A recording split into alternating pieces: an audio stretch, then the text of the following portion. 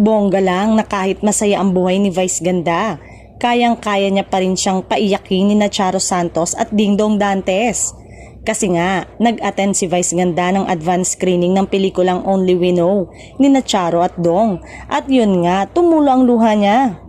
Bet na bet kasi ni Vice Ganda ang nakakaintrigang love story ni Charo at Dingdong sa naturang romance film, kaya hindi talaga niya napigilan ang pag-iyak dahil sa naging realization in life matapos panoorin ng movie.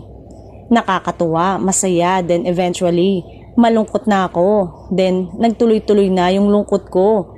Nung natapos na, ang dami kong na-realize and it made me cry, chika ni Vice. Kasama ring nanood ni Vice si Eugene Domingo at pinuri rin ito ang pelikula. Ayon nga kay Eugene, sure siya na tatak ang kwento sa puso at isipan ng mga manonood. Napakaganda niyang pelikula. This film will really stay long in our minds, in our memories, because you know the people in this film. Hindi masasayang ang pera nyo, sambit pa ni Uge.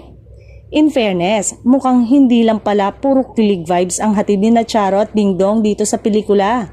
May hugot din ang bawat karakter na tiyak na makaka-relate at may inspire ang mga manonood na magpakatotoo sa kanilang nararamdaman.